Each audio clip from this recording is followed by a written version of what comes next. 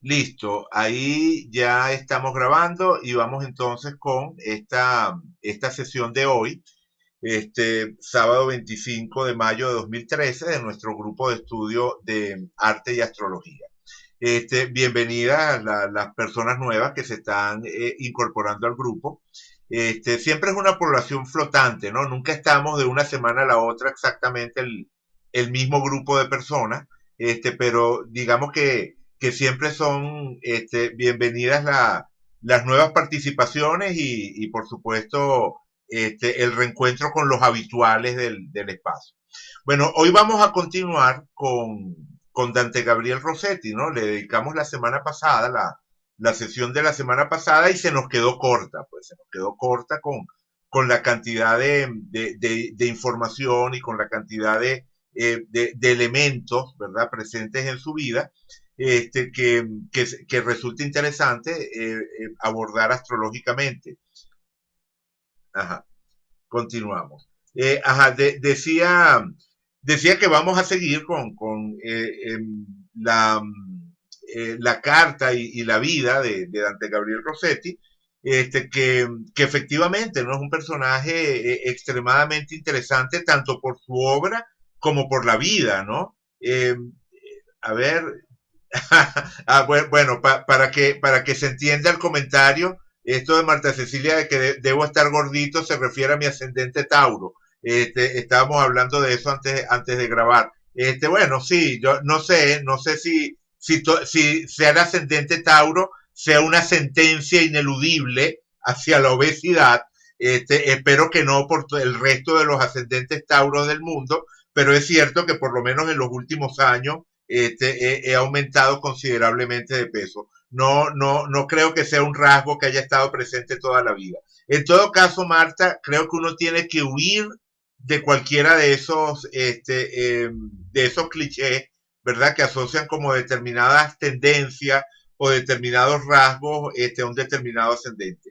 En todo caso, lo cierto es que o sea, desde el punto de vista de la personalidad, desde el punto de vista de la personalidad, es donde podemos calibrar más el ascendente de una persona. Por ejemplo, yo les hablaba hace un momento de mi ascendente Tauro que implicaba en buena medida resistencia al cambio. Y eso sí creo que es una cosa que se podría generalizar a las personas de ascendente Tauro. Sería relativamente raro, habría que conseguir factores que modifiquen fuertemente la manifestación del ascendente para que nos encontremos con un ascendente Tauro que acepte feliz los cambios y que acepte feliz abandonar aquellos territorios donde se siente seguro o aquellas posiciones en las que se siente cómodo. Pero podría ocurrir, no lo dudo. Por ejemplo, qué sé yo, una persona que tenga ascendente Tauro, pero Venus, regente de Tauro, esté en Géminis recibiendo un trígono de Urano. Bueno, ese sería un ascendente Tauro bastante atípico, un ascendente Tauro que tendría la conexión con la adaptabilidad y los cambios de Géminis y además recibiría el impacto de la tendencia hacia lo novedoso, hacia la innovación que representa Urano. Pero en líneas generales uno puede decir eso. Y digamos que el tema, aunque parezca, digamos, como que me estoy extendiendo en un detalle trivial y personal, tiene una conexión directa con nuestro tema, porque seguramente ustedes recordarán que parte de la polémica, por así decirlo, que teníamos la semana pasada, era si Dante Gabriel Rossetti tenía ascendente Tauro como yo, o si más bien tenía ascendente Géminis, como Johnny que nos acompaña tiene ascendente en Géminis. Entonces la pregunta es esa, ¿no? Si Dante Gabriel Rossetti era de ascendente Tauro o era más bien de ascendente Géminis. Ana María dice, Marta decía que por la boca era Tauro. Ah, sí, o sea, hacía el comentario cuando veíamos la imagen, ¿verdad? El autorretrato, ¿verdad? Cuando veíamos el autorretrato de Rossetti que pintó a sus 19 años, recuerdo eso que comenta Ana María, que Marta mencionó que los labios particularmente sensuales le hacían pensar en Tauro. No es una mala observación, ¿no? No es una mala observación, pero insisto, utilizar rasgos físicos para tratar de determinar el ascendente de una persona es algo extremadamente escurridizo. En lo personal yo no creo que funcione y que si funciona no funciona al 100% y que si funcionara al 100% los factores que modifican la expresión física, es decir, cosas como lo que les explicaba hace un momento, que una persona fuese Tauro, pero tuviera factores que modificaran fuertemente el ascendente Tauro a partir de los aspectos que recibía el ascendente o el regente del ascendente. Es decir, al final, digamos que hay tantos factores que podrían modificar que uno no puede decir al ver un cierto rasgo físico que esa persona tiene el ascendente asociado a ese rasgo físico. Por ejemplo, un caso típico, el rostro ovalado. Marta dice, un paso de Júpiter por el signo puede aumentar el peso. Ah, claro, por eso era que hacías el comentario, ¿no? Porque Júpiter pasó por Tauro hace relativamente poco tiempo. No, sí, tienes razón. De hecho, sí, fíjate, en ese sentido sí fue absolutamente de librito, Marta. Cuando dije que subí de peso, cuando dije que subí de peso, fue precisamente a partir de ese momento en el que Júpiter entró en Tauro, que fue una, o sea, que comencé una etapa extremadamente sedentaria, he estado, digamos, trabajando muchísimo sentado frente a la computadora, y entonces, bueno, la falta de ejercicio al final se refleja. Entonces sí, tienes toda la razón. El paso de Júpiter por Tauro, el paso de Júpiter por mi ascendente y por mi casa 1, estuvo asociado a ese aumento de peso. Vale. Ok, pero regresemos a Rossetti. Ajá. Ok, Johnny, precisamente a eso vamos. Según la hora de nacimiento que aparece en el Astrodata Bank, Rossetti sería Tauro, Tauro, Tauro. Es decir, Sol Tauro, Luna Tauro, Ascendente Tauro, lo cual a mí me parece totalmente excesivo y simplemente inconsistente para lo que uno percibe cuando entra en contacto con la obra de Rossetti.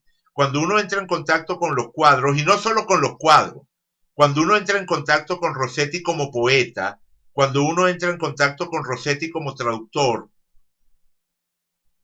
ajá, decía que cuando uno entra en contacto con la obra de Rossetti, no solo como pintor, sino como poeta y como traductor, o como ilustrador también, como ilustrador de otros textos. O sea, él ilustró varios libros, libros de la hermana y libros de otros contemporáneos, y también libros de autores clásicos.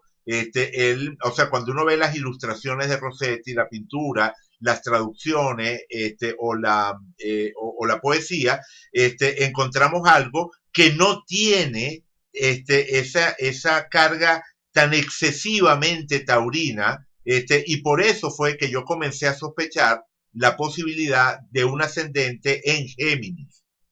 Este, ajá, pero entonces regresamos, tratando de seguir el hilo de donde estábamos. Decía que una persona puede tener, por ejemplo, los rasgos físicos asociados a un determinado signo, por ejemplo, el rostro ovalado, que se suele asociar a cáncer, y sin embargo, no ser de ascendente cáncer, o al contrario, durante muchísimo tiempo, yo fui pareja de una persona de la cual puedo estar absolutamente seguro que tenía ascendente cáncer. O sea, no cabe duda de que a nivel de lo que eran sus rasgos de personalidad, ella era ascendente cáncer.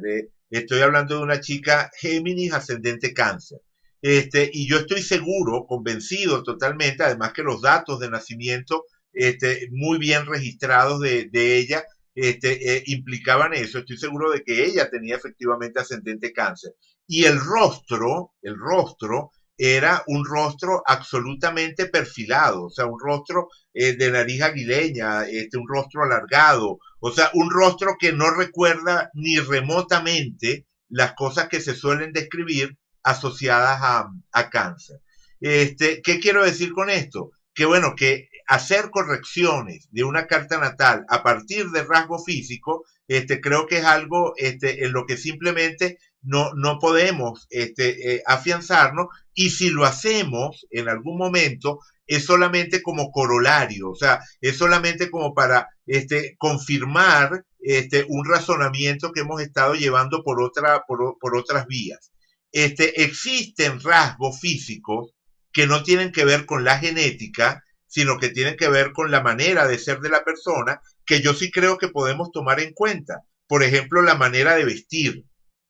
Eh, Exactamente, eso es lo que digo, eso es lo que digo, Johnny. Los rasgos físicos están asociados a la genética, y aceptar que la carta natal describe rasgos físicos de la persona o sea, tan fuertemente asociados a lo genético como puede ser la forma del rostro o si la nariz es aguileña o no, eso estaría implicando colocar la astrología, o sea, implicaría dos opciones posibles.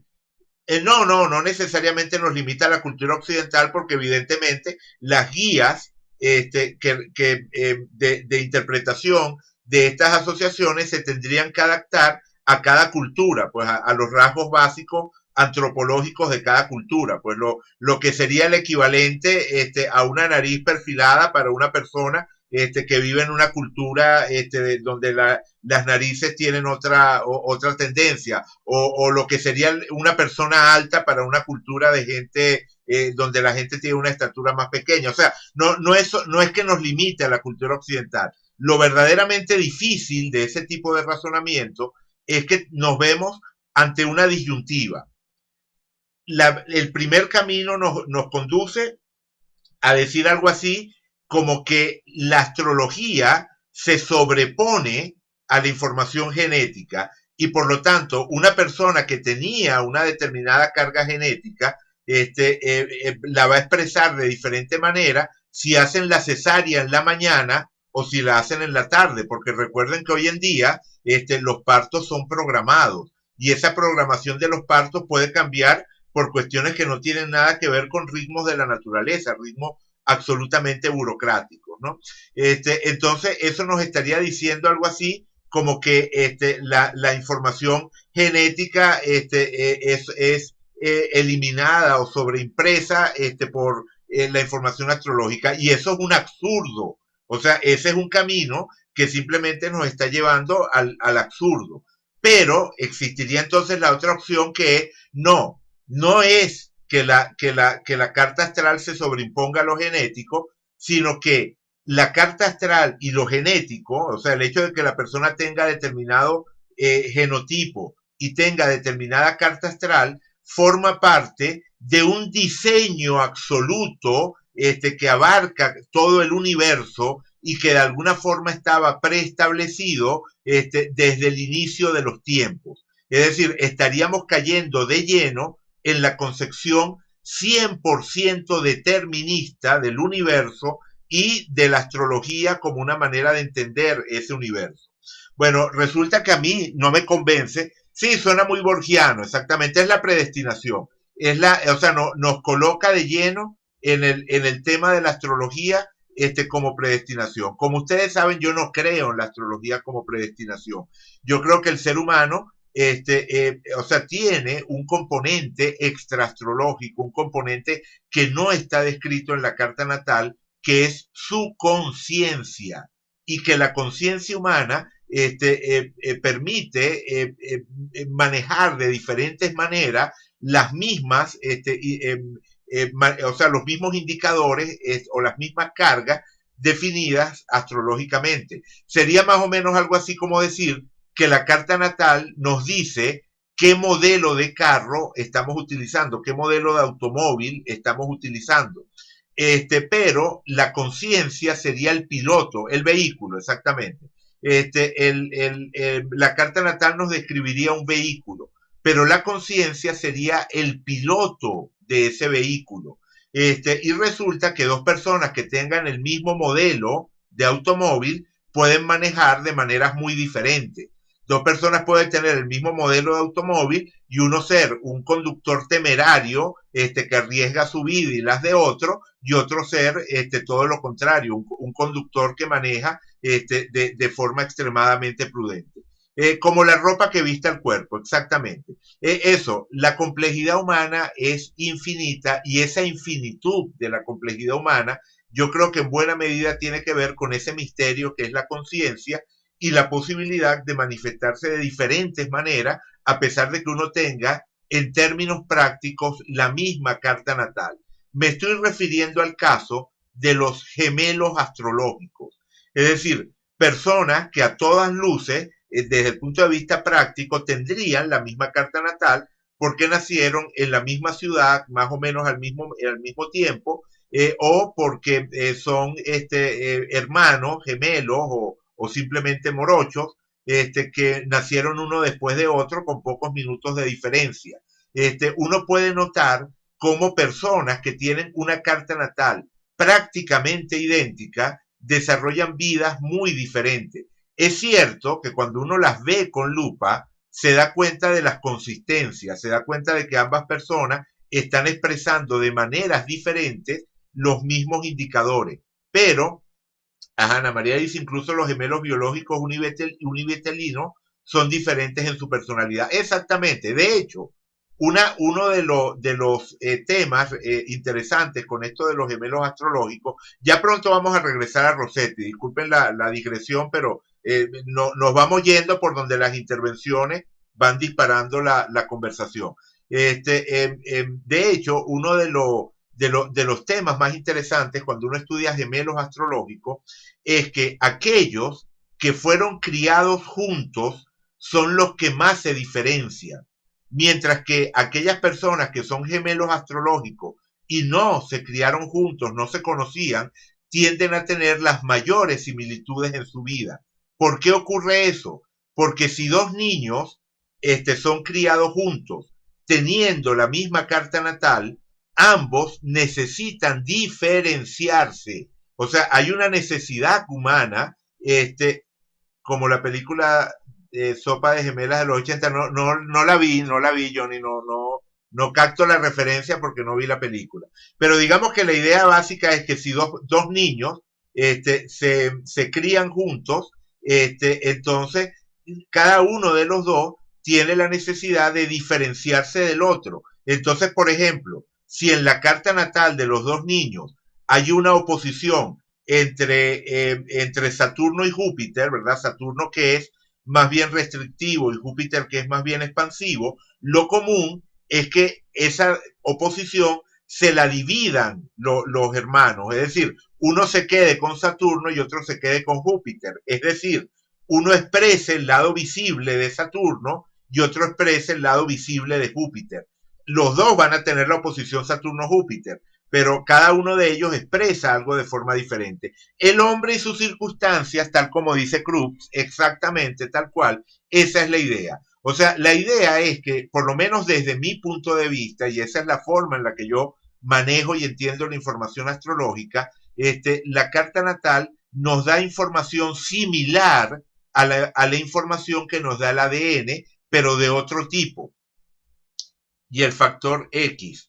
¿Y el factor X a qué te refieres? Estamos hablando de los X-Men. No sé cuál es el factor X.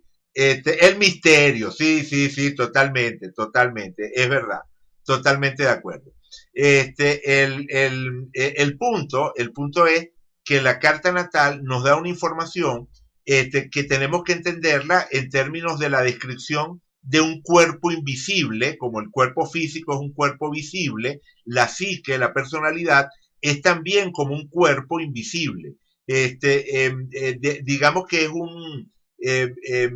un territorio que responde a una lógica orgánica, o sea, la psique es orgánica. De hecho, eso es lo que permite que haya tantas metáforas orgánicas al momento de abordar la psique, o sea, quienes trabajan en el campo de lo psicológico pueden hablar de heridas en la psique, como uno habla de heridas en la piel, en el cuerpo. O sea, y esa posibilidad de hacer metáforas, ¿verdad? De extender analogías que comparan elemento físico con elemento psíquico, es por eso, porque la psique tiene una característica que podemos describir como orgánica, como biológica, siendo una especie de biología invisible. Bueno, yo creo que eso es lo que nos describe la carta natal, y entonces cuando lo tomamos de esa forma, la pregunta sobre cuál es el ascendente de Rossetti, y por fin te volvemos a regresar a nuestro tema, la pregunta sobre el ascendente de Rossetti nos lleva a examinar su personalidad. Es decir, es mucho más lógico y mucho más consistente tratar de determinar el ascendente de una persona a través de rasgos marcados en su personalidad, que a través de rasgos físicos. Porque en la personalidad sí, o sea, en la personalidad sí vamos a tener una diferencia notable entre la manera de relacionarse con el mundo de una persona de ascendente Tauro y de una persona de ascendente Géminis. Entonces, ¿qué tenemos acá? Tenemos una hora de nacimiento de las 4:30 de la mañana, que nos da un Dante Gabriel Rossetti, que como decía Johnny, era Tauro, Tauro, Tauro. O sea, Sol Tauro, Luna Tauro, Ascendente Tauro, y no solamente eso, sino que además Mercurio y Quirón también estarían en Tauro. Es decir, un énfasis en Tauro extraordinario. Yo durante la semana he estado leyendo, ¿no? Bueno, no es que he hecho una investigación exhaustiva, pero sí estuve leyendo, tuve la oportunidad de leer algunos materiales sobre la vida de Rossetti, porque yo nada más tenía la intuición de lo de las pinturas, ¿se acuerdan? Cuando estuvimos viendo las pinturas de Rossetti, déjenme pongo pausa un momento en el Join Me, mientras busco rápidamente alguna de las más características, de esas que nos impactaron. la, Ajá, esta, por ejemplo, esta definitivamente yo creo que es una que va al meollo del tema. Fíjense cómo no. En esta pintura que estoy mostrando la Perséfone, no sé si ya la están viendo, no sé si ya se les refrescó la imagen, pero eventualmente se les refrescará.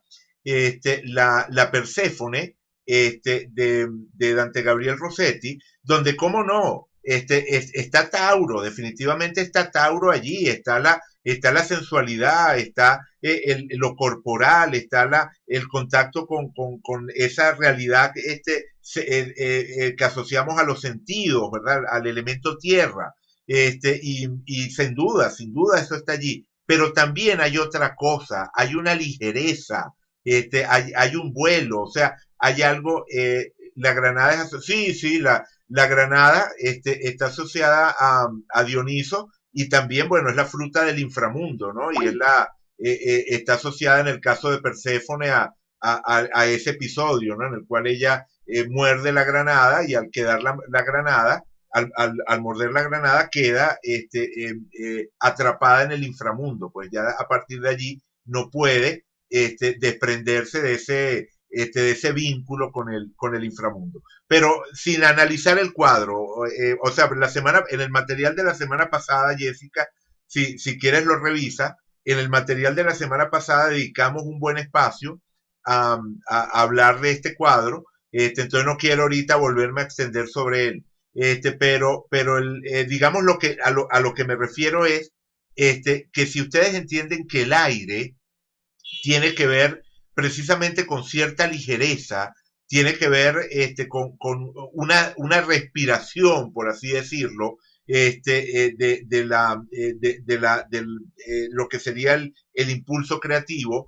Bueno, yo creo que aquí se siente el aire, o sea, este no es un cuadro que nos remita de manera directa y total a la tierra. Este es un cuadro en el cual uno siente el aire. Y resulta que eso de sentir el aire, es decir, el refinamiento, cuando hablo de sentir el aire, uno está hablando de elementos que se traducen en refinamiento, sofisticación, ligereza, las referencias culturales, Cruz, pero el rostro es tremendamente masculino, me parece, andrógino. Bueno, tiene que ver con la modelo, o sea, las modelos de los prerrafaelitas tenían esa condición que yo no llamaría masculina, pero que sí puede tender a lo andrógino en el sentido como de cierta fuerza, de cierta carga yang. O sea, la imagen de la mujer pre-rafaelita es una mujer que no es totalmente yin. Tiene una fuerza, una intensidad que sería exactamente tal cual. Eso mismo, Cruz. Es lo que de alguna manera uno percibe y le hace sentir que allí hay algo que se sale de lo canónicamente femenino.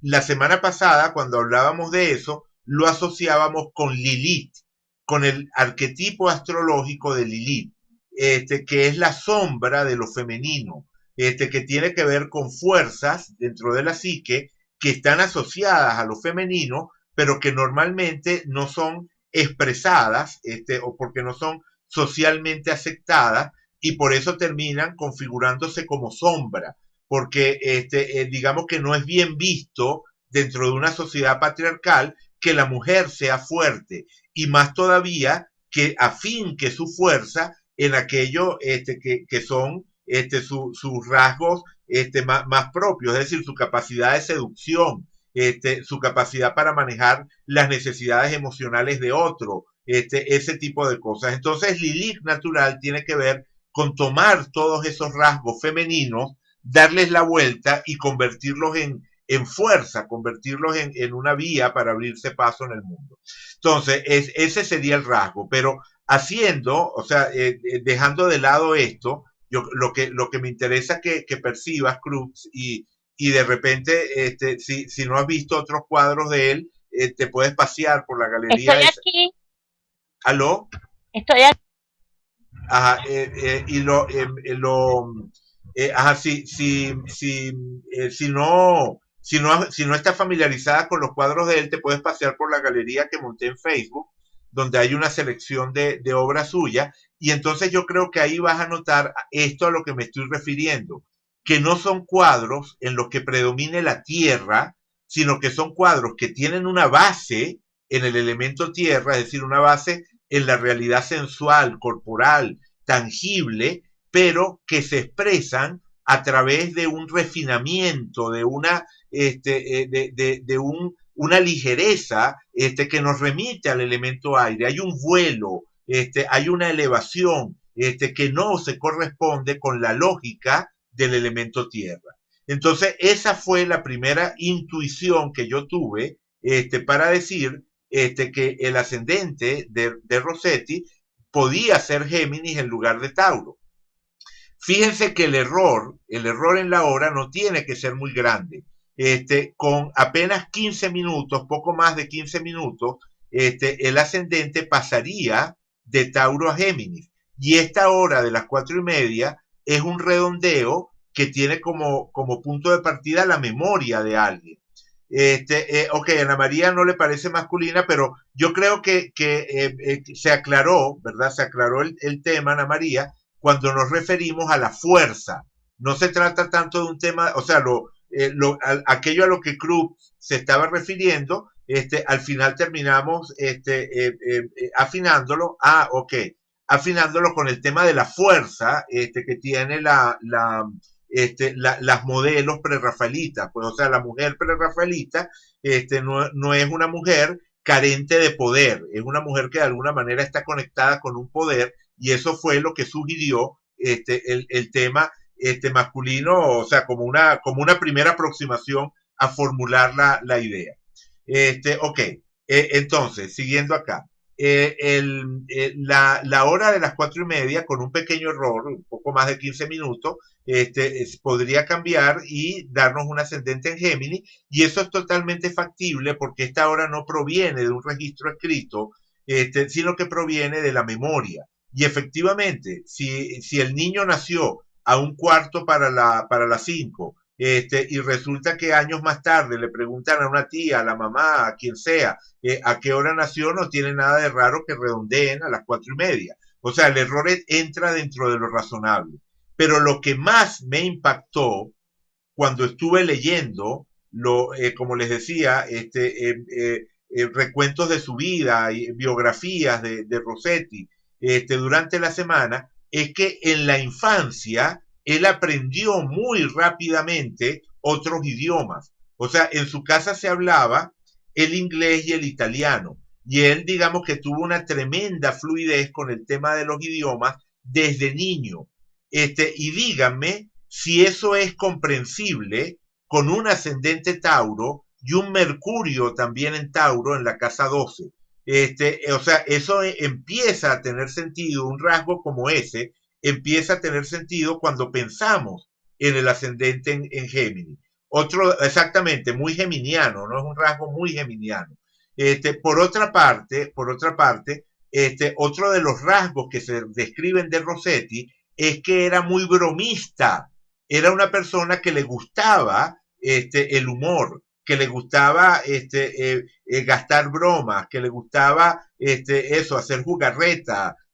Bueno, eso definitivamente otra vez, chistes exactamente. Eso definitivamente otra vez nos lleva a algo que es típico de un ascendente Géminis y que es muy raro encontrar en un ascendente Tauro. No es que un ascendente Tauro no pueda tener sentido del humor, insisto. Lo que digo es que es relativamente raro.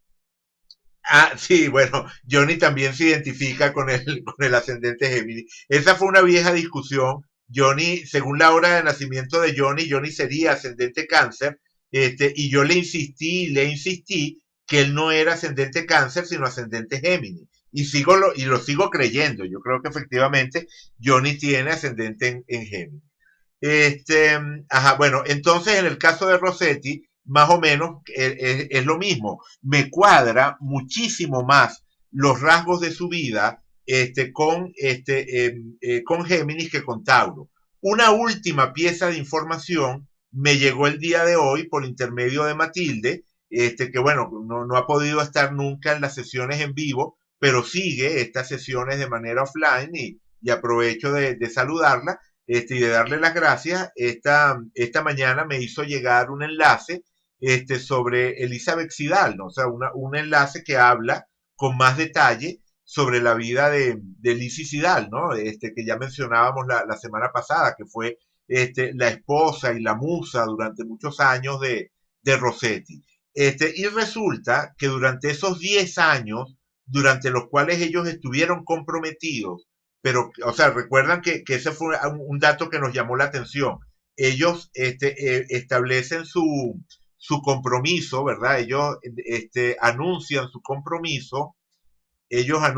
compromiso, ¿dónde está? Por aquí, ajá, anuncian su compromiso en 1851 y se casan en 1860. Es decir, 9 años más tarde, es que se casan. Bueno, resulta que por ese enlace que me pasó Matilde, pude comprobar algo que uno más o menos intuía, pero que no lo había leído en ningún lado, que era que efectivamente la relación fue muy tormentosa, con idas y venidas, y esas idas y venidas en buena medida estaban asociadas a las infidelidades de Dante Gabriel Rossetti. Es decir, Dante Gabriel Rossetti era extremadamente infiel en su relación con Lizzie. Y eso definitivamente no cuadra con un Tauro, ascendente Tauro, con Luna en Tauro. O sea, es el tipo de persona que sabemos que le gusta la seguridad, la estabilidad, o sea, que va definiendo como un territorio y tiende a quedarse en ese territorio. En cambio, Géminis es un explorador que necesita ir por donde le llama la atención, por donde su curiosidad lo lleva, que puede sentir que eso no lo está comprometiendo, que simplemente fue una aventura, algo pasajero, y puede no entender por qué la otra persona se enrolla tanto, y puede, Johnny dice, aunque pueda deberse a su atractivo personal, charm italiano. Bueno, sí, definitivamente era una persona bastante atractiva, ¿no? Pero digamos que el hecho de que una persona sea atractiva, sí, seguro que lo ayudaba, ¿no? Y además ser pintor, imagínense, un muchacho de 20 y pico de años, pintor, o sea, artista, pintor, poeta, exactamente, además poeta, y para colmo bien parecido. O sea, evidentemente no le faltaban no le faltaban las oportunidades. Pero con esas mismas características y un ascendente en Tauro, es muy probable que lo hubiese manejado de otra forma. Este, Johnny dice, por otra parte, me parece que la abundancia de tierra es impresionante en la carta de Rossetti, lo que me lleva a pensar que el ascendente puede llegar a tener mucha más fuerza que el signo solar. No, el punto no es que el ascendente sea más fuerte que el signo solar, pero sí, a ver, cada cosa en su lugar. El punto es este, Johnny. Cada cosa es importante en su lugar. O sea, cuando vemos el sol de Rossetti, estamos viendo su manera de estar en el mundo. Cuando vemos el sol de Rossetti, estamos viendo cómo Rossetti estaba parado en el mundo, cómo construía su vida, es decir, cómo experimentaba un movimiento hacia la autorrealización, que eso es el sol. O sea, el sol es el tipo de vida que tenemos la tendencia a construir. Él tenía la tendencia a construir una vida de características Tauro. La luna, lo que nos dice es la forma en la que la persona da y recibe alimento emocional. Y al tener una luna en Tauro, sabemos que el dar y recibir alimento emocional para Rossetti tenía que ver con esos rasgos taurinos, por ejemplo, con la estabilidad. O sea, por algo él mantuvo la relación con Lizzie durante todo ese tiempo. O sea, él definitivamente necesitaba estabilidad, que él necesitaba tener un territorio en el cual afianzarse. Pero el ascendente de lo que nos habla es de nuestra manera de ver el mundo y por lo tanto de las cualidades que desarrollamos para adaptarnos a ese mundo que vemos. Es decir, son tres cosas diferentes. Es como hablar del motor, el sistema eléctrico y la carrocería de un vehículo. O sea, cada cosa cumple una función, ninguna es más importante que otra. En el fondo son incomparables. Y dependiendo de la combinación, alguna puede destacar por encima de otra. Por ejemplo, puede haber un vehículo que se destaca frente a todos los demás por su sistema eléctrico, mientras que hay otro vehículo que su característica principal es el motor que tiene, u otra puede ser la carrocería. Cruz y su drogadicción, eso es muy Géminis. No, Cruz. El tema de la drogadicción, que creo que no lo llegamos a desarrollar mucho la semana pasada, pero el tema de la drogadicción tiene que ver con que todos estos planetas, Luna, Quirón, Mercurio y el Sol, están en la casa 12. Sí, o sea, el tema de la drogadicción efectivamente está asociado a Piscis, pero la casa natural de Piscis es la casa 12. Entonces, una persona que tenga, exactamente, como dice Marta, tal cual, una persona que tiene muchos planetas en la casa 12, efectivamente puede tener tendencia a las adicciones. Ojo, lo que nos dice el énfasis de planetas en la casa 12 es que la persona tiene una necesidad de experiencias de olvido de sí mismo y fusión con algo más grande. Esas experiencias de olvido de uno mismo y fusión con algo más grande se pueden vivir a través del arte, a través de la espiritualidad, a través de la ayuda al prójimo, a través del contacto con la naturaleza, pero también se pueden vivir a través del alcohol, a través de las drogas, o sea, es decir, hay muchísimas maneras de vivir eso de me olvido de mí mismo y me fundo con algo más grande que yo. Exactamente. Entonces, mucho énfasis en casa 12 puede tener esa manifestación, pero fíjense que Rossetti no es que fue un drogadicto tirado por las calles y ya más nada. ¿Cómo no? Él fue un drogadicto y la drogadicción jugó un papel importante en su muerte, ¿no? Fue uno de los factores que lo llevaron a su muerte a una edad relativamente temprana. Pero lo cierto es que él también vivía esa casa 12 a través de la poesía, a través de la pintura, a través del arte. O sea, de hecho, yo recuerdo una frase que ahorita no sé quién fue la que la dijo, no fue Lizzie Sidal, fue otra de las modelos prerrafaelitas, Ustedes saben que los prerrafaelitas tenían eso, pues como un conjunto de modelos que encarnaban ese ideal de belleza. Entonces todo, o sea, era como una hermandad que tenía varias musas, ¿no? Entonces, una de esas musas, que no recuerdo su nombre en este instante, eran un clan, efectivamente, tal cual, eso era, eran un clan.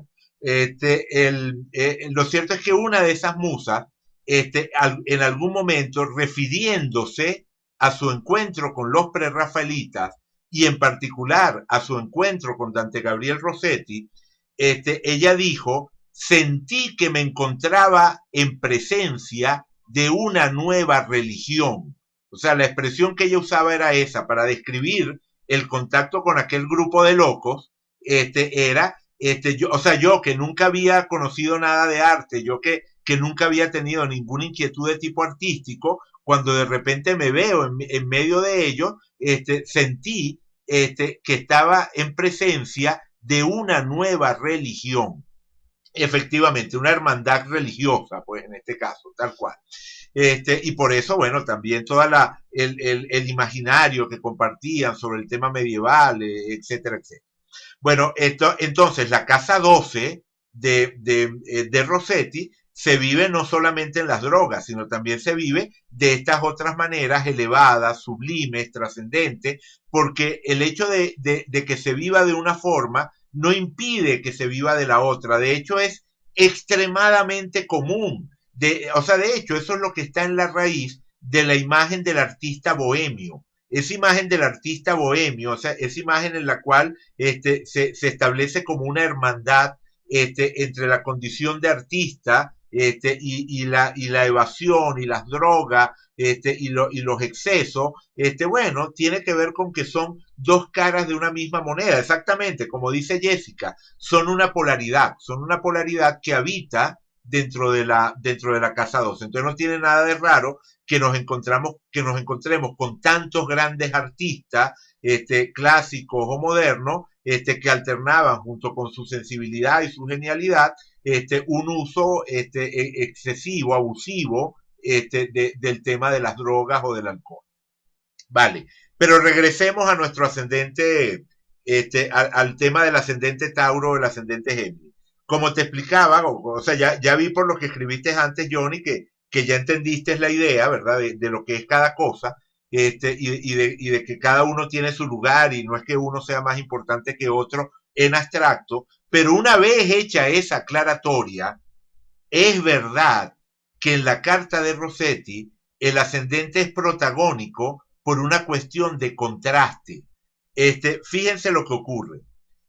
Dante Gabriel Rossetti no tenía ningún planeta personal en aire, no tenía absolutamente nada en Libra.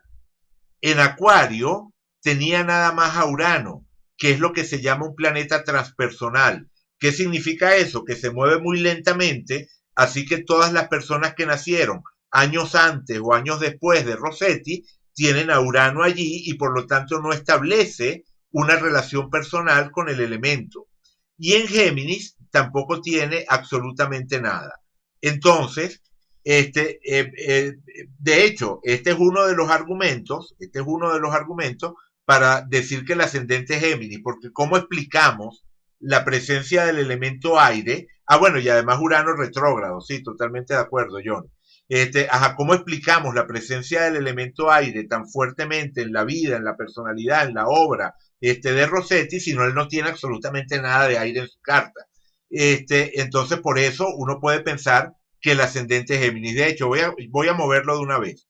Voy a poner el ascendente allí al comiencito de Géminis. Ahí está. Ahí tenemos el ascendente al comiencito de Géminis. Fíjense, ni siquiera tuve que moverlo 15 minutos.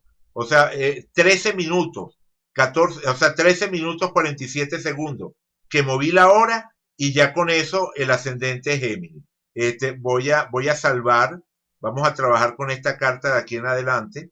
Así que vamos a salvar esto, así tal cual, ¿verdad? Vamos a trabajar o sea, sabemos que es una carta aproximada, pero digamos que por lo menos vamos a comenzar por hacer eso.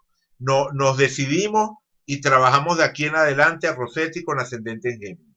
Bueno, si el ascendente de Rossetti es Géminis, Johnny, resulta que es su única conexión con el elemento aire, siendo él una persona que, como tú bien señalabas, tenía muchísima tierra. Es decir, internamente él tiene todo ese peso asociado a los planetas en Tauro y además tiene a Marte y a Neptuno en Capricornio. Entonces tiene un énfasis tremendo en el elemento tierra.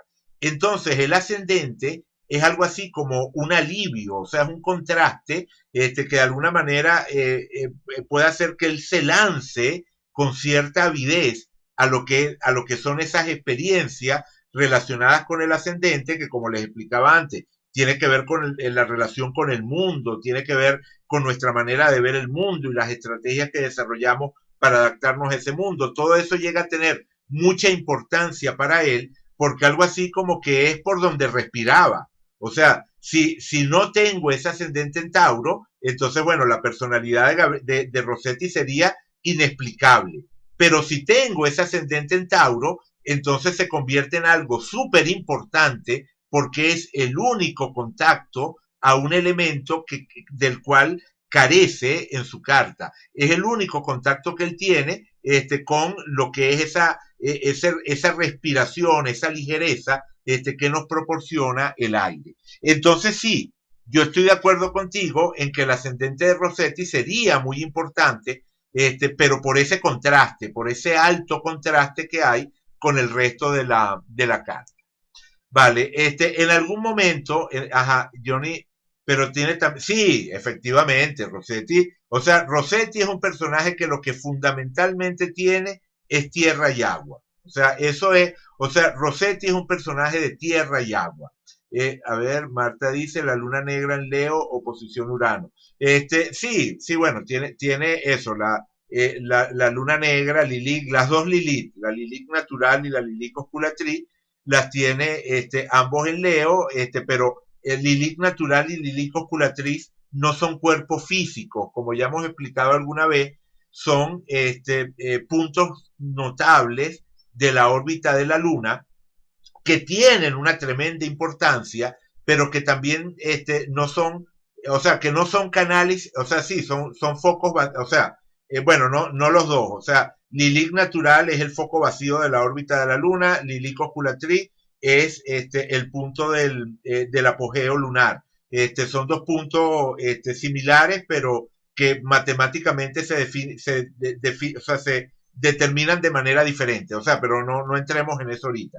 Pero lo cierto es que son puntos notables de la órbita de la Luna, no son cuerpos, no son objetos físicos que estén ubicados en algún lugar y por eso mismo no representan una conexión, vamos a decir, fuerte, continua con el elemento. O sea, el hecho de que tengamos Lilith natural y Lilith osculatriz en un determinado elemento no significa que nuestra conexión con ese elemento se esté activando de forma natural.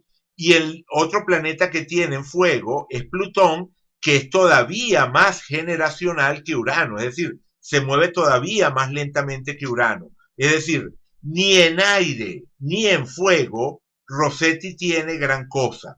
Y de hecho, muy probablemente la ausencia de fuego haya estado asociada en su vida a temas falta de confianza en sí mismo en algún momento, a angustia, o sea, la falta de fuego, una de las cosas que genera la falta de fuego es cierta dificultad para confiar en nuestra capacidad para cruzar los puentes a medida que se vayan presentando. Sí, o sea, eso, porque eso es el fuego, o sea, el fuego es la confianza en nuestra energía vital. Johnny dice, lo que me lleva a pensar que su infidelidad era más bien por seducido que por seductor. Mira, no lo sé, o sea, digamos que yo creo, o sea, creo que sí tiene sentido lo que dice Johnny, porque el ascendente en Géminis, por la, o sea, lo que estábamos diciendo antes, es un ascendente curioso, es decir, el ascendente en Géminis siente curiosidad y la curiosidad es una forma de ser seducido. O sea, es decir, o sea que una persona sienta curiosidad por algo, es como decir que ese algo lo está seduciendo.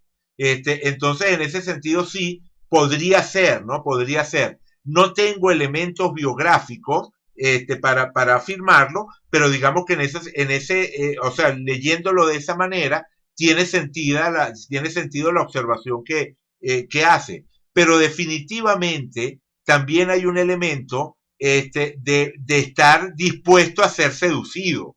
O sea, es decir, puede ser que haya sido más por seducido que por seductor, pero él perfectamente podía tener la actitud de yo estoy aquí dispuesto a que me seduzcan. O sea, que es casi que lo mismo, ¿no? Y yo en todo caso me lo imaginaría más por ese lado. Marta comenta, por los planetas en 12 más la dualidad de Géminis. Bueno, sí, ok, sí, o sea, el tema de la seducción, dices tú, ¿no? Sí, ¿no? Tiene sentido. Este, ajá, ajá, correcto, no sabía decir no, como decía Johnny. Ana María, la curiosidad mató al gato, dice, dice Ana María.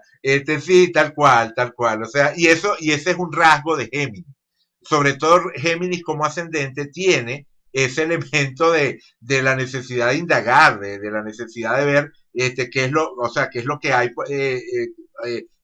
debajo de la piedra, pues, o sea, de alguna manera es como el gato, o sea, efectivamente, tal cual, es como el gato, ¿no? Que de repente ve algo brillante y se va hacia de donde viene el brillo, ¿no? Bueno, más o menos eso lo podemos asociar al ascendente Géminis. También en ese sentido de lo felino asociado al ascendente en Géminis, estaría que, bueno, que si me siento mal me voy, o sea, que si me es desagradable me voy, o sea, siento curiosidad y me acerco, pero si cuando me acerco resulta que la cosa es aburrida, me voy. Johnny dice, tienen más peso los signos cardinales y fijos que los mutables. Sí, no, sí, sin duda alguna. De hecho, creo que no tiene prácticamente nada en signos mutables o nada. A ver, efectivamente, correcto, nada en Piscis, nada en Géminis, salvo el ascendente, y nada en Sagitario. Lo cual nos lleva a una peculiaridad de la estructura de personalidad de Rossetti. Aquellas personas que tienen un dinamismo vacío, ¿verdad? Aquellas personas que tienen un dinamismo que no está presente en sus cartas, tienen un tipo de pensamiento que los diferencia del resto de la humanidad. ¿Por qué ocurre esto? Bueno, quienes ya conocen el modelo de personalidad con el que yo trabajo, saben que yo digo que la personalidad la podemos organizar en tres niveles. La personalidad vital, que describe nuestra biografía, la personalidad social, que describe nuestras interacciones dentro del plano social, y que le da forma a nuestra cotidianidad, y la personalidad circunstancial, que tiene que ver con nuestra manera de pensar frente a las circunstancias que se nos van presentando y que por eso tiene un impacto muy grande en nuestras pautas de pensamiento. Pues, o sea, la personalidad circunstancial tiene digamos, una relación muy directa con lo que sería la manera de desarrollar una obra de un artista o simplemente pues la manera de organizar los procesos mentales que se disparan en cada momento que tenemos que tomar una decisión. Este, ajá. La ausencia de planetas, yo no sé de dónde lo sacas, no sé de dónde lo sacas, Cruz, pero tienes razón.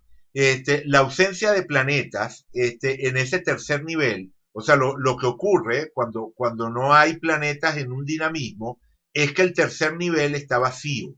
O sea, el tercer nivel, el nivel de la personalidad circunstancial, la que tiene que ver con la manera de procesar las situaciones inmediatas, resulta que está vacío y por lo tanto no hay ningún planeta que esté introduciendo una agenda. Es decir, por ejemplo, yo tengo en mi personalidad independiente de las independiente del aspecto, no entiendo la pregunta, Johnny. No entiendo la pregunta. No.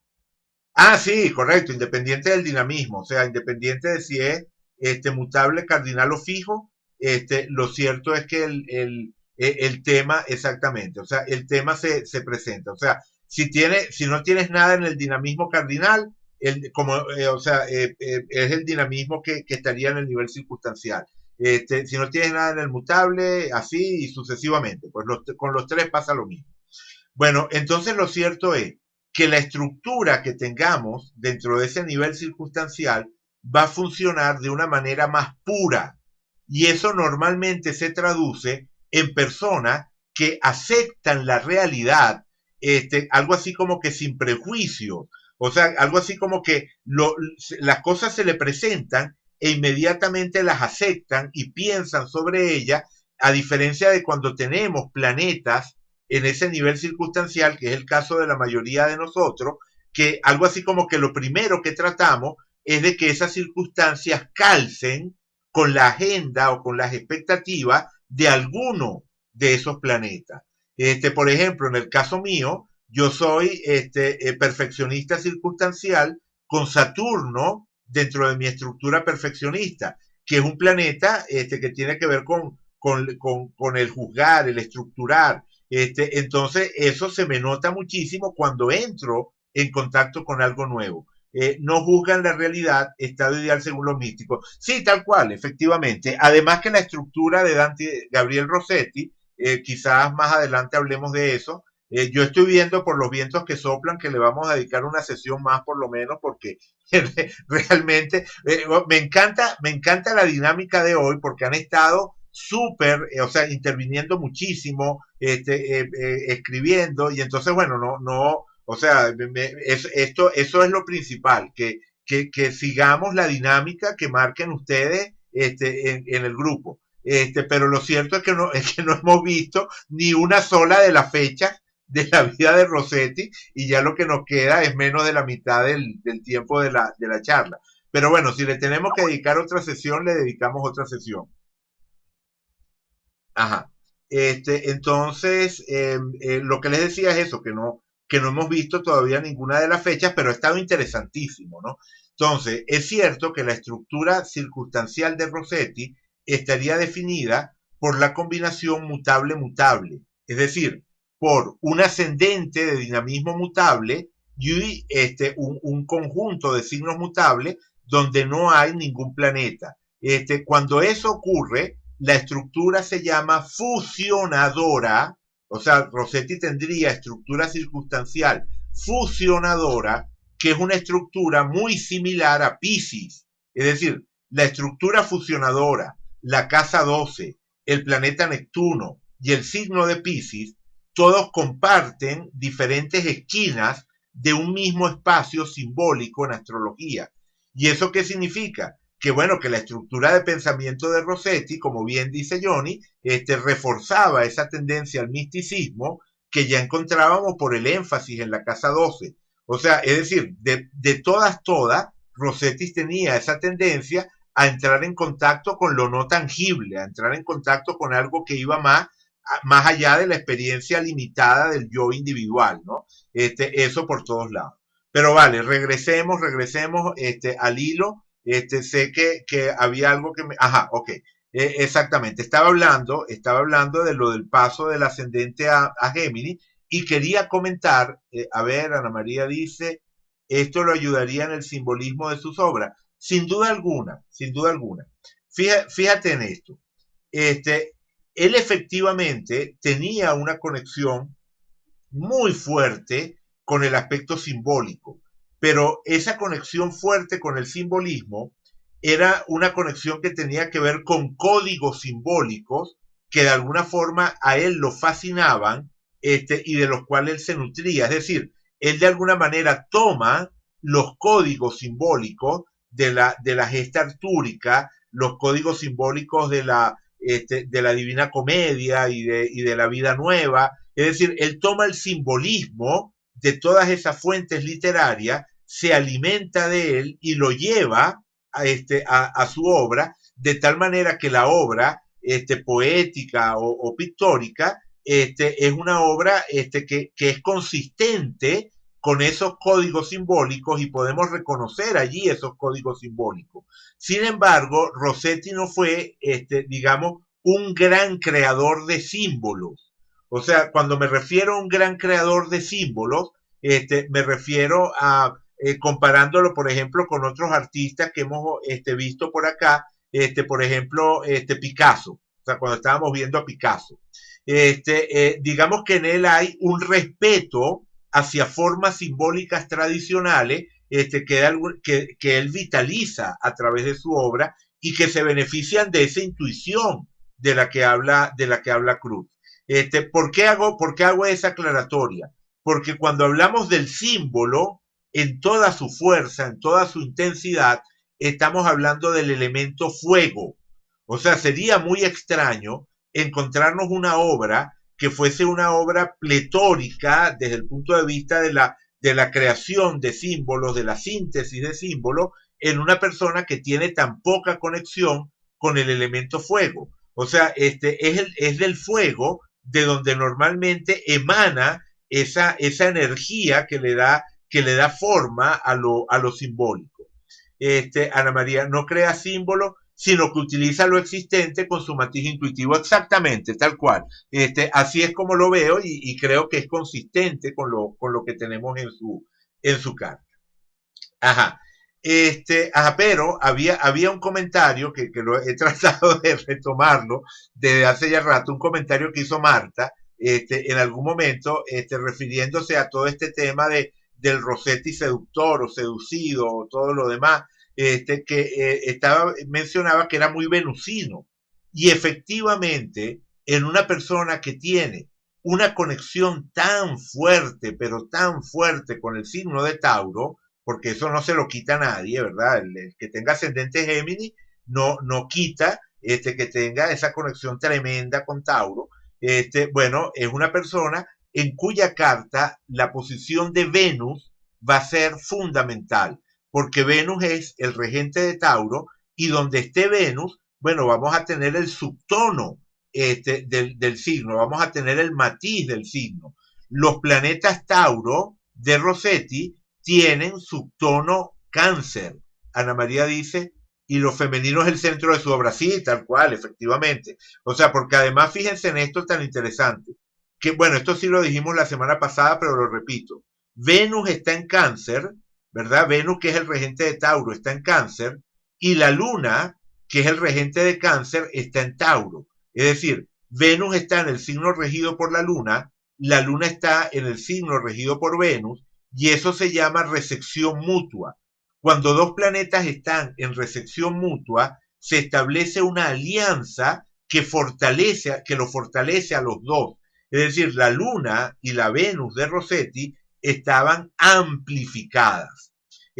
Además que establecían una alianza natural entre la tierra y el agua, como dice Marta, sí, efectivamente, así es. La tierra y el agua son elementos afines, son elementos que se vinculan de forma natural, porque la tierra es el mundo de lo sensorial y el agua es el mundo de la sensación, de las emociones. Y entre las dos cosas tenemos lo que llamamos la realidad adánica, la realidad de Adán en el paraíso. O sea, el mundo en la tierra, o sea, el hombre en la tierra, perdón, el ser humano en la tierra, en contacto con sus emociones. Ese es el aspecto adánico del ser humano, y la tierra y el agua representan ese aspecto y se unen de manera muy bien. Y esa es la fortaleza de Rossetti. O sea, Rossetti tiene una gran conexión con la tierra y una buena dosis del agua, y la tierra y el agua se alían en su carta. Johnny dice, sin embargo, fundar la corriente prerrafaelita era un acto de creación original. Ok, totalmente de acuerdo, Johnny. No entiendo el comentario, ¿no? O sea, en el sentido de si estás tratando o sea, no sé, de argumentar en contra de alguna de las cosas que estoy diciendo ahorita, porque bueno, él tiene Urano en el medio cielo, pues, o sea, digamos que cuando vemos la carta tenemos que verla como un todo, pues, ¿no? Y el área profesional, ¿verdad? El área de la profesión, en la carta de Rossetti, aparece con Urano. Era sobre la falta de creación de símbolos que comentabas. No, bueno, pero es que una cosa es iniciar un movimiento que rompe esquemas y otra cosa es ser un creador de símbolos. O sea, son dos cosas diferentes. El hecho de que no cree símbolos no significa que no sea creativo. Exactamente, tal cual. En ningún caso yo estoy sugiriendo que Rossetti no haya sido una persona de gran creatividad.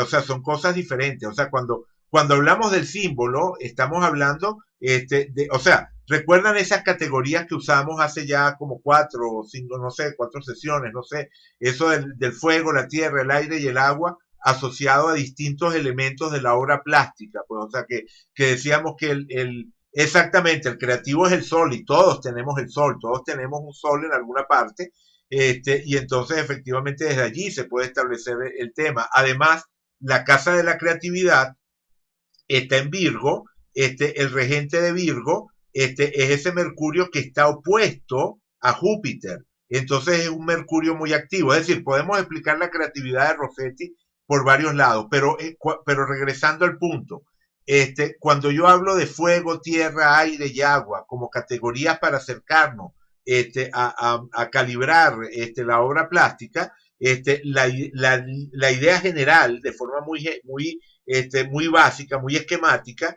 es que la Tierra nos va a hablar de una valoración de las formas, los volúmenes, las texturas, todo aquello que de alguna manera le da cuerpo a la obra.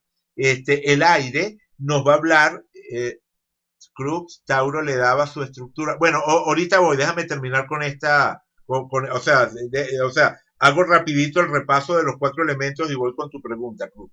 Decía que todo lo que de alguna manera da cuerpo, volumen, a la obra, eso lo asociamos con tierra. Tiene mucho que ver con el gusto por los juegos compositivos, o sea, la composición de formas y volúmenes, todo eso lo asociamos a la tierra.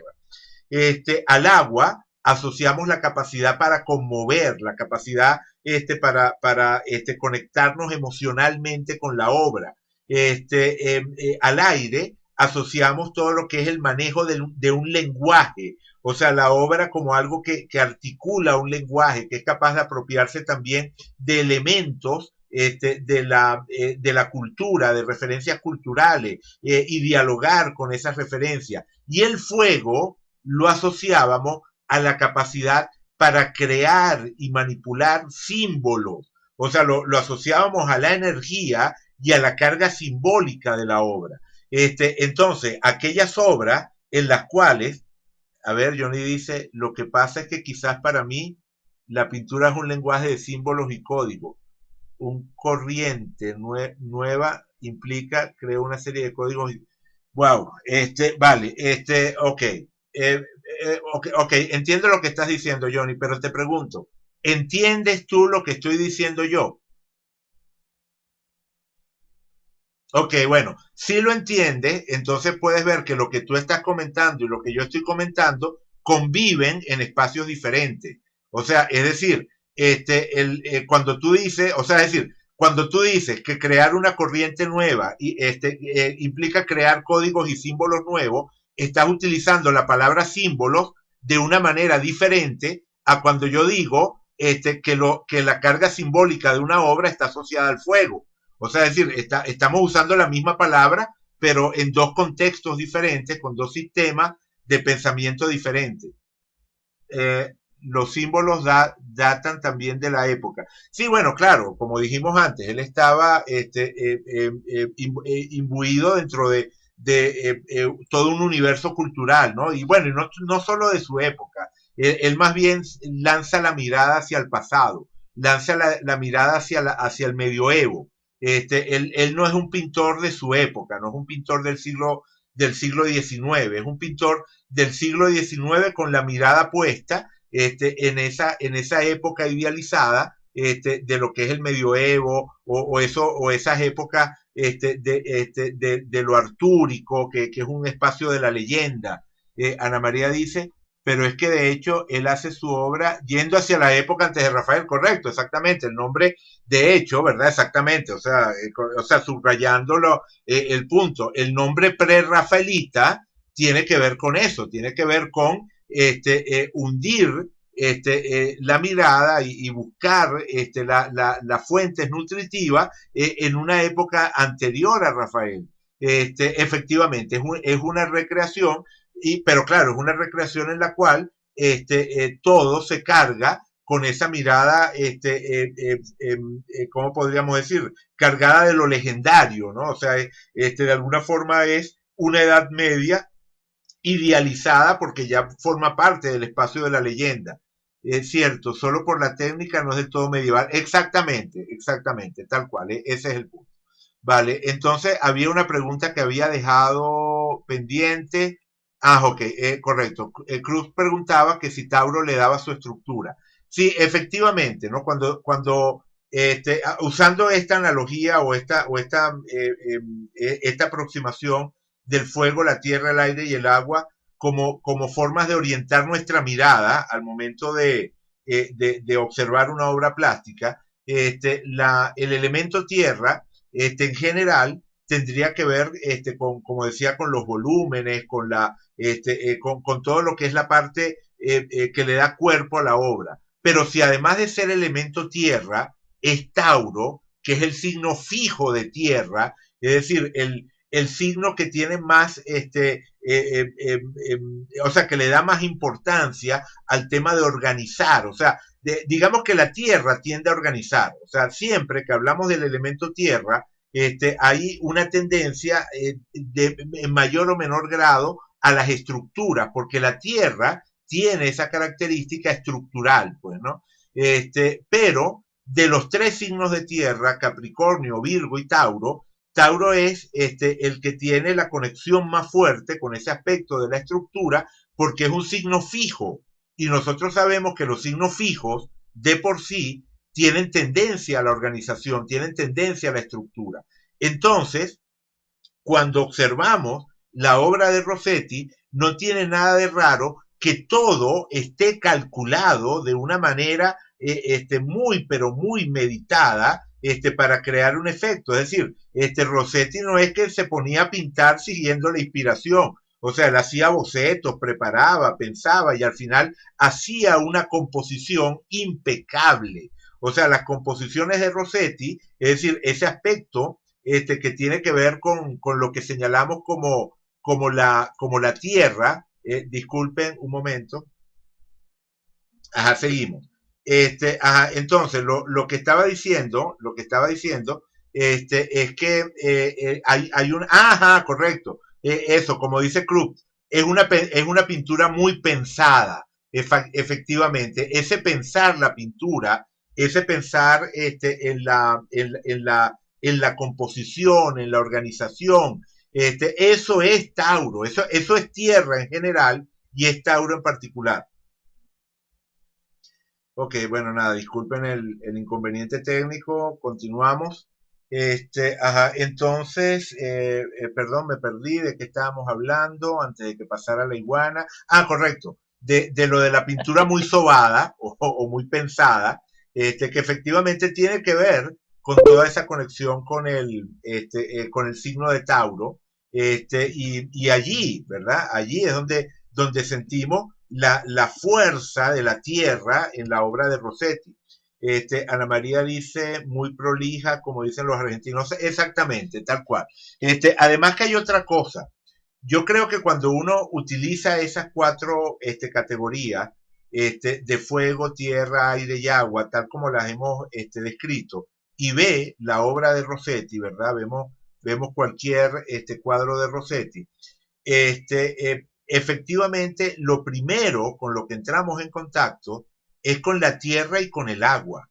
O sea, es decir, nosotros podemos desconocer totalmente las referencias simbólicas, culturales, que están asociadas al cuadro, ¿no? Podemos desconocer el elemento aire en su sentido de referencias culturales o de diálogo a determinados códigos, pero definitivamente nos llega la belleza de la composición y nos llega también la carga emocional, es decir, nos llega la tierra y el agua. Claro, inmediatamente después viene ese otro elemento, el aire, que también sentimos allí. Pero junto con todo eso, es decir, yo creo que uno siente, o sea, después de todo lo que hemos comentado, viendo esta imagen, viendo esa Perséfone, yo creo que ustedes pueden entender a qué me refiero cuando digo que uno tiene allí una gran presencia de tierra y de agua, tiene un envoltorio de aire, una imagen de aire, o sea, una imagen que envuelve todo, que tiene que ver con el aire, y tiene poco fuego. Es decir, esta es una imagen que tiene poco fuego. O sea, recuerden lo que uno asocia al fuego, o sea, vitalidad, energía, esa es la característica del símbolo. O sea, el símbolo es la vida hablando, la vida se expresa a través del lenguaje simbólico. O sea, y aquí, digamos que cómo no, o sea, uno puede rastrear la presencia del símbolo a sus raíces, como decíamos antes, ¿no? A la fuente de las cuales se alimenta Rossetti, pero no es una obra que nos impacte con su carga simbólica propia, como podría ser el Guernica de Picasso, o ese gran nude de George Braque. O sea, es decir, esos cuadros que vimos la semana pasada, o digo, perdón, la antepasada. Ana María dice, hay una anunciación de Rossetti donde es claro cómo utiliza el tema de la Virgen, pero con su toque muy personal. Es la anunciación más curiosa que he visto. Creo que la tenemos por allí. Eventualmente podemos ver ese cuadro. Ahorita no, Ana María, porque no, digamos que no nos desviaría, ¿no? Pero me parece bien, me parece que en algún, o sea, sea cual te refiere, y creo que lo tengo por aquí, entonces podemos detenernos en esa imagen. Vale, perfecto, pero entonces regresemos acá. Este, seguimos. Que en algún momento lo tengo que sacar. Vale, vale, perfecto, seguro. En algún momento lo saco. Vale, genial.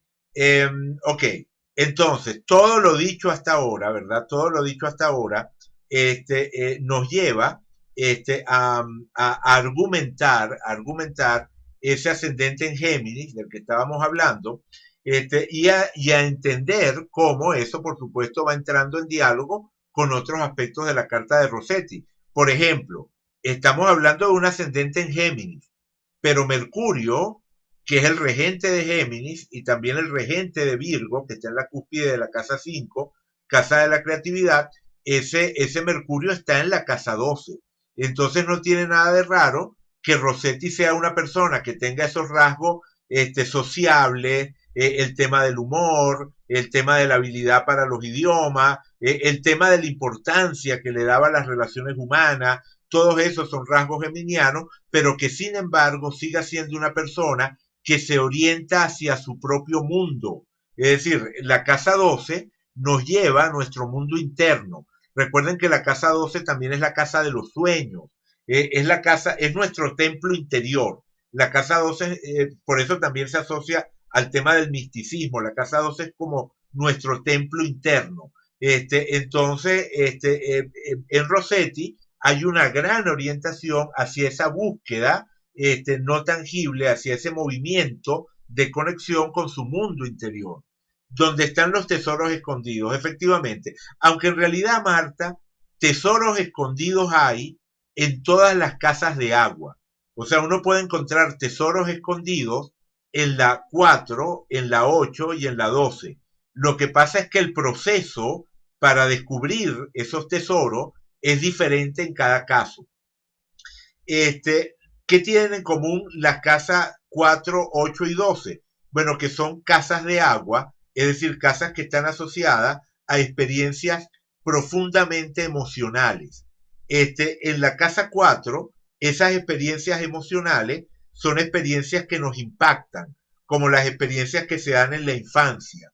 Y muchas veces recuperar los tesoros de la casa 4 tiene que ver con bajar a ese universo de la infancia, ¿no? Digamos que la casa 4 sería la casa de la memoria, la casa del recuerdo, la casa de las raíces. En la casa 8 también nos encontramos con experiencias emocionales, pero son experiencias emocionales que nos retan, experiencias que nos ponen a prueba. Y la manera de relacionarnos con los tesoros escondidos allí tiene que ver con organizar una búsqueda, o sea, es la casa del detective, es la casa que tiene que ver con descubrir los secretos, es la casa que tiene que ver con ir más allá de los límites, con transgredir también, es una casa que tiene que ver con transgresiones. La casa 12, en cambio, es una casa en la que las experiencias emocionales se nos presentan como algo que nos seduce, son experiencias seductoras. En la casa 12 oímos una música que nos envuelve, que nos seduce literalmente, y entonces buscamos ir tras esa, de dónde viene, o sea, tratamos de buscar el origen de esa música. En los cuentos de hadas medievales, hay un tema recurrente, hay un tema muy común, que es el de un caballero o un personaje, un caballero, un paje, un miembro de la corte, que está en un día de campo con el resto de las personas que están allí disfrutando, y de repente se separa del grupo porque oye el canto de un pájaro o ve un pájaro de hermoso plumaje, y entonces se va siguiendo ese pájaro, y entonces siguiendo ese pájaro, tratando de encontrarlo, se aleja del grupo y se aleja del grupo y se va alejando del grupo hasta que al final termina perdiéndose, termina totalmente alejado del grupo, y resulta que termina llegando al país de las hadas. Y resulta que ese pájaro, esa ave, era una hada metamorfoseada, que estaba tratando de atraerlo, ¿no? Y efectivamente ese ser fantástico, a través de ese canto, lo fue alejando y alejando hasta que terminaron cruzando un río o pasando por una cueva. eh, Más de uno se va detrás de un pájaro, un maduro cualquiera puede, o sea, no, con ustedes no se puede hablar en serio, o sea, bueno, error mío, utilizar la palabra pájaro en lugar de utilizar la palabra ave, debí haber dicho un ave en lugar de un pájaro, este, no, bueno, avecilla, no sé, o sea, la idea, porque es una idea muy hermosa, es una imagen muy hermosa y es una imagen, este, sí, bueno, no, yo entiendo, yo sé que estoy entre echadores de broma. O sea, correcto, es una imagen muy bella, es una imagen muy clara de lo que significa la relación con la casa 12. O sea, cómo es que efectivamente la casa 12 se termina manifestando en la vida. Y fíjense que ese ir tras el ave, buscando, o sea, seducido por su belleza y terminando en el país de las hadas, es algo que normalmente tiene dos vertientes. En un caso, el personaje que ha sido seducido simplemente llega a un país maravilloso en el que le ocurren cosas extraordinarias, y que de alguna manera representan una revelación. Pero también puede ocurrir que ese personaje termine siendo la víctima de un ser de otro mundo, que de alguna manera lo vampiriza, o que termina poniendo en marcha acontecimientos en su vida que lo llevan a una tragedia, a ser encarcelado o a morir o cosas de ese estilo. Es decir, en esos relatos medievales tenemos todas esas variantes, que es tal cual la casa 12. O sea, cuando nosotros nos dejamos seducir por la casa 12, efectivamente podemos encontrar cosas maravillosas, extraordinarios tesoros, pero también puede ocurrir que terminemos atrapados en una especie de infierno, como puede ser el tema de las adicciones, el tema de las drogas, el tema de la locura. Recuerden que la casa 12 se asocia a la locura, simple y llanamente. Y también la casa 12 tiene que ver con la pérdida de libertad, o sea, la persona que termina en la cárcel, el naufragio, tal cual, efectivamente. O sea, digamos que la casa 12 representa un riesgo de naufragio precisamente porque está asociada a Piscis, ¿verdad? Piscis es el signo que asociamos al mar, y efectivamente en el mar podemos naufragar. Johnny dice, Piscis es un signo místico religioso totalmente, así es. Marta, el exilado, correcto. Jessica Circe, Ana María Ulises, sí, tal cual, estamos en sintonía, estamos conectados, efectivamente.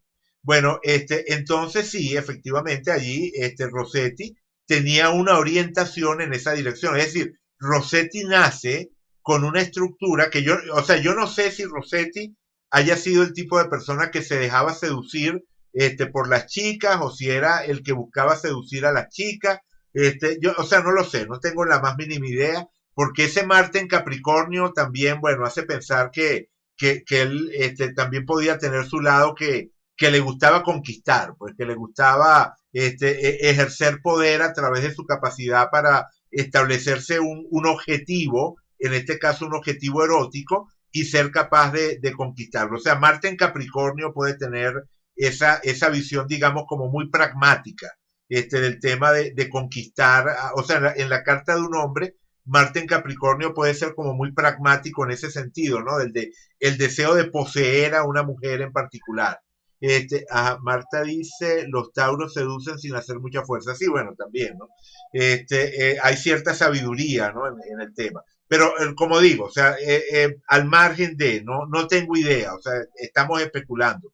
No tengo elementos para saber si él jugaba a ser el seducido o si él seducía, pero de lo que sí estoy seguro es de que desde el punto de vista interno, desde el punto de vista de su vivencia interna, Dante Gabriel Rossetti era una persona que se dejaba seducir, que era absolutamente seducido por todas esas señales del mundo de lo fantástico, del mundo de lo no tangible, o sea, todos esos mensajes que llegaban a su vida provenientes del mundo de lo intangible, eran mensajes que él tenía la tendencia a valorar, a darles un lugar en su vida y a moverse en esa dirección.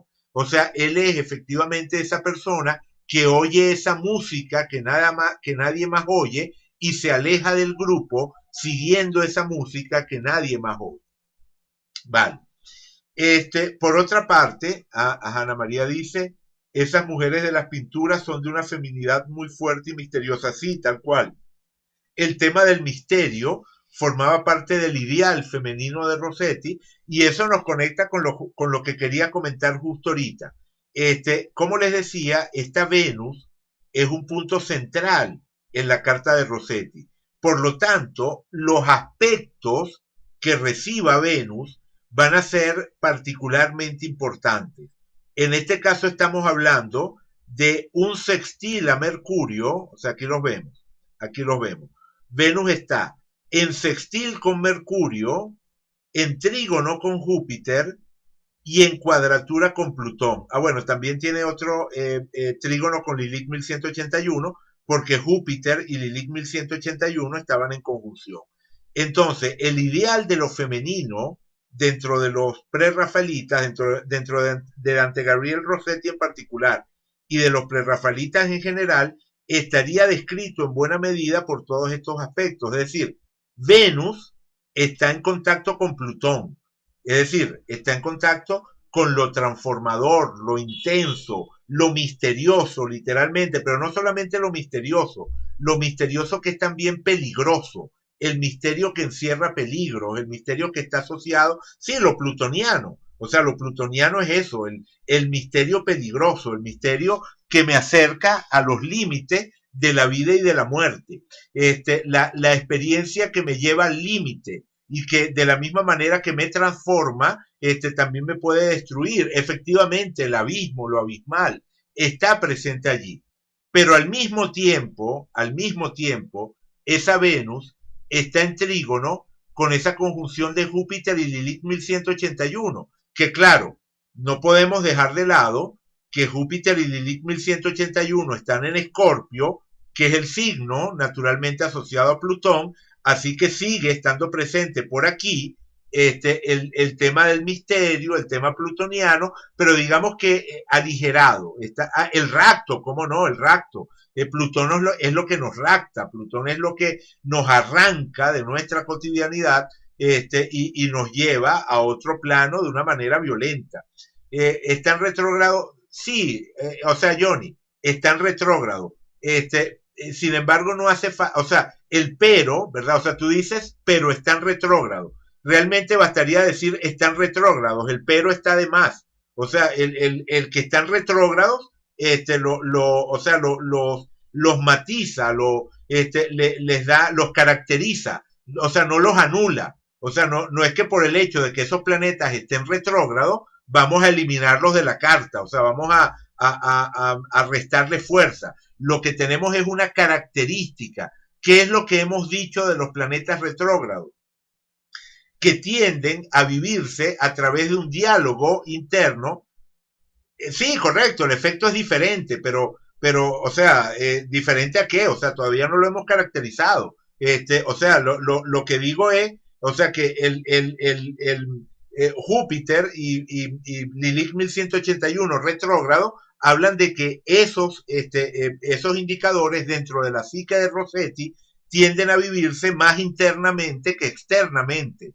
Eso no significa que no tengan manifestación externa, porque al fin y al cabo están en la casa 6 y esto va en buena medida a reflejarse en sus experiencias de casa 6 que tienen que ver con el día a día laboral. Ustedes recuerdan la semana pasada cuando dijimos que esa conjunción de Júpiter y Lilith 1181 describían a la modelo y a la musa. O sea que cuando uno hablaba de Lilith 1181 y Júpiter en conjunción en Escorpio, en la casa 6 de Rossetti, de alguna manera venía la imagen de esas modelos que pintaban para él, o sea, perdón, que posaban para él mientras las pintaba y que terminan convirtiéndose en musas, que terminan convirtiéndose eventualmente en pareja, en amante. En más de una ocasión, esas modelos se convierten también en amantes y por lo menos en una ocasión se convierten en pareja formal, en esposa.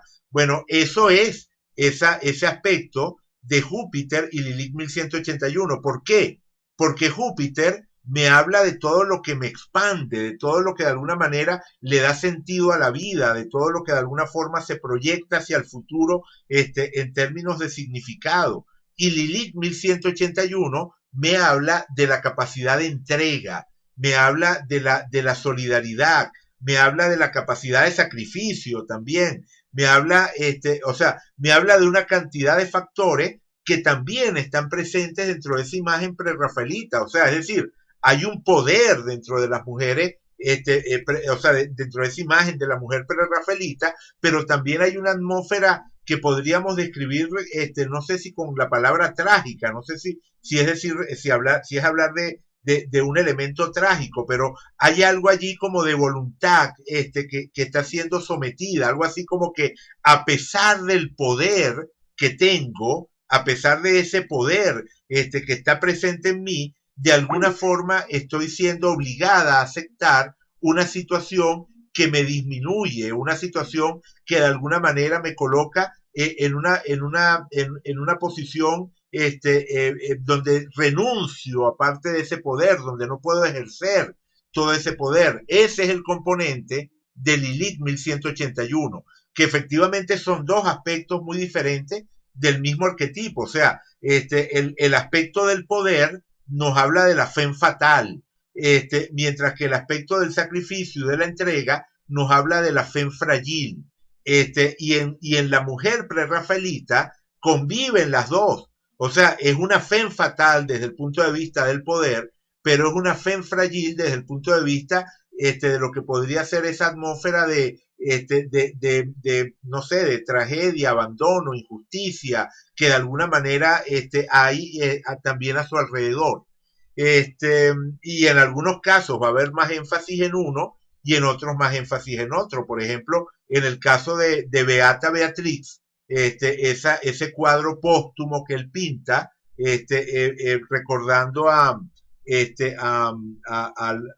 Lizy Sidal, déjenme buscarlo un momentito, pongo pausa un momento en el Join Me mientras lo busco para, para ver si lo, ajá, aquí está, ok, vale, activo otra vez el Join Me. Lizzie como figura es diferente de Jane Morris. Sí, totalmente, totalmente, tal cual.